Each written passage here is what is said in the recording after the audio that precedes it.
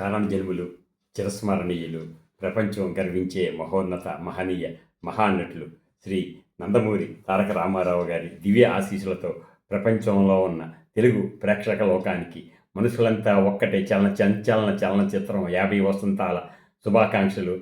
అలాగే పౌరాణిక ఆశభరిత చిత్రం శ్రీ పరమానందే శిష్యుల కథ 60 వసంతాల శుభాకాంక్షలు. ఈ ఏప్రిల్ 7వ తేదీ నాడు శ్రీ రామారావు గారి 4 చిత్రాలు విడుదలైనవి. అందులో విజయవారి షావుకారు 1950, అలాగే సి పుల్లయ్య గారి దర్శకత్వంలో భువనసుందరి కథ 1967 ఏప్రిల్ 7వ తారీఖు, అలాగే సి పుల్లయ్య గారి మరొక పౌరాణిక హాస్యభరిత చిత్రం పరమానందే శిష్యుల కథ ఏప్రిల్ 7వ తేదీ 1966, అలాగే మరొక అద్భుతమైన సాంఘిక సంచలన చిత్రం మనుషులంతా ఒక్కటే. ఈ చిత్రం శ్రీ రామారావు గారిది 241వ చిత్రం, దాసరి నారాయణరావు గారిది 13వ చిత్రం. శ్రీ దాసరి నారాయణరావు గారు మొట్టమొదటిగా దర్శకత్వం వహించిన సూపర్ డూపర్ హిట్ చిత్రం తాత మనవడు. అలాగే ఆ తర్వాత రాధమ్మ పెళ్ళి, బంట్రోత్ భార్య, బలిపీఠం 13 చిత్రాల్లో అన్నీ కూడా విజయవంతం కావడంతో శ్రీ రామారావు గారు కొత్త వారికి ఎప్పుడు కూడా ఆయన అవకాశం ఇవ్వడంలో తెలుగు చలనచిత్ర పరిశ్రమలో ఆయన ముందుండేవారు. అలాగే ఈ చిత్రానికి అప్పట్లో 1970లో ఒకే కుటుంబం భీమసింగ్ గారు, భీమసింగ్ గారి దగ్గర ఆయన పనిచేశారు దాసరి నారాయణరావు గారు.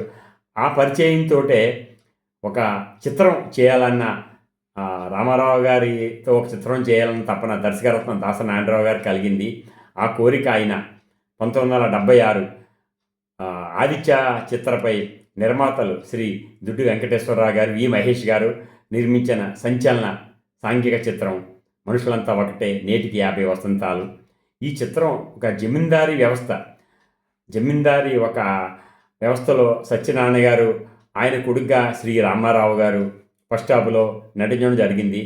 ఆ జమీందారీ వ్యవస్థనే రామారావు గారు కొనసాగించడం వల్ల వచ్చిన ఇబ్బందుల వల్ల ఆయన మారటం, ఆ తర్వాత మళ్ళీ ఆ కుటుంబానికి ఆయన దూరం కావటం, అలాగే సెకండ్ హాఫ్లో కూడా శ్రీ రామారావు గారు సత్యనారాయణ గారికి మనవడగా ఆయన మళ్ళీ నటించటం జరిగింది. ఎంతో అద్భుతంగా ఈ చిత్రాన్ని దాసరి నారాయణరావు గారు అప్పట్లో డైరెక్షన్ చేశారు. ముఖ్యంగా ఈ చిత్రంలో 5 పాటలు, ఒక నాజర్ గారి బుర్రకథ కూడా ఉంటుంది. అలా మనకి ఫస్ట్ సినిమా ఎంటర్ అవగానే ముందు జమీందార్ గారు, తర్వాత వాళ్ళ అమ్మాయి, తర్వాత చిన్నబాబు గారు ఎక్కడున్నారు కానీ రామారావు గారు అనుభవించే రాజు అద్భుతం. అసలు మాకు ఈ సినిమా విడుదలయ్యే సమయానికి మా వయసు 13-14 సంవత్సరాలు ఉంటుంది. ఈ చిత్రం రాజమండ్రి స్వామి టాకీసు ఇన్స్పేటలో ఉన్న కృష్ణా టాకీస్ అనేవారు, అందులో విడుదలైంది. ఈ చిత్రానికి ముందు మాకు ఈ కృష్ణా ఇన్స్పేట మా ఇంటికి దగ్గరే ఆ థియేటరు.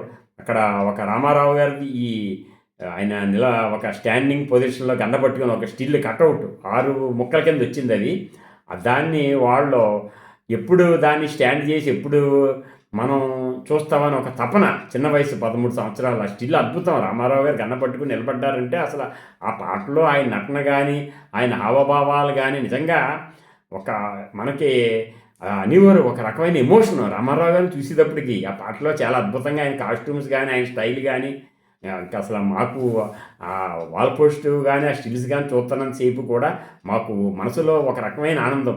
అలాగే ఈ చిత్రంలో 5 పాటల్లో కూడా ఫస్ట్ ఎంట్రన్స్ రామారావు గారు అనుభవించే రాజా.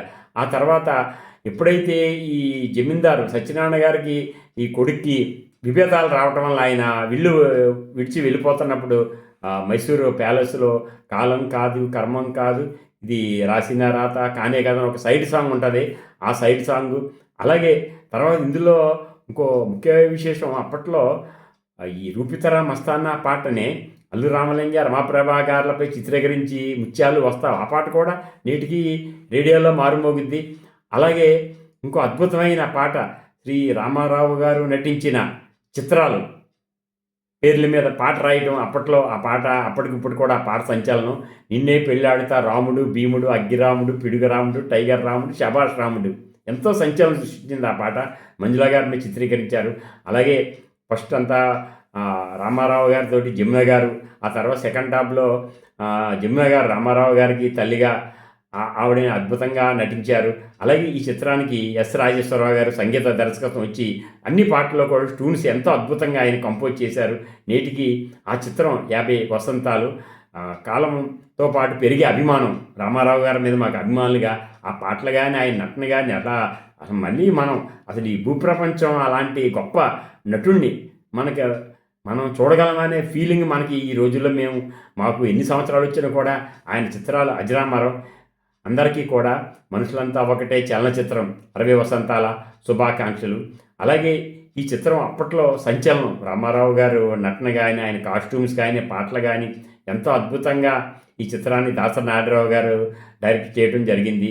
అలాగే ఇంకో చిత్రం పౌరాణిక హాస్యభరిత చిత్రం శ్రీ పరమానందే శిష్యుల కథ. ఇది సి పుల్లయ్య గారు డైరెక్షన్లో తోట సుబ్బారావు గారు నిర్మించారు. అప్పట్లో ఈ పరమానంద శిష్యులు అంటే మనకి ఆ టైటిల్ రోల్ చిత్తూరు వి నాగయ్య గారు పోషించారు. ఈ చిత్రం హాస్యభరితం. ఎన్నిసార్లు వచ్చినా మేము చిన్నతనంలో ఈ సినిమాయే చూసేవాళ్ళం.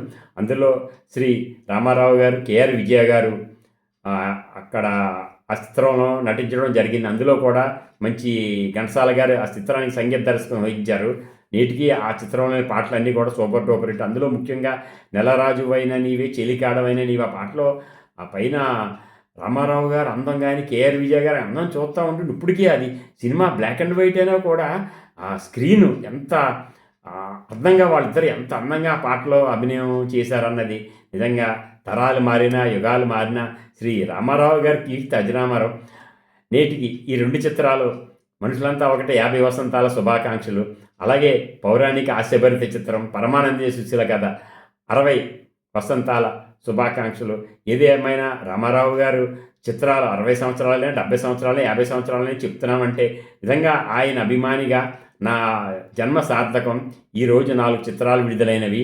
అందులో 1950లో షావుకారు, అలాగే 1967లో భువనసుందరి కథ, అలాగే 1966లో పరమానంది శిష్యుల కథ, 1976 కలర యుగంలో మనుషులంతా ఒకటే 50 వసంతాల శుభాకాంక్షలు.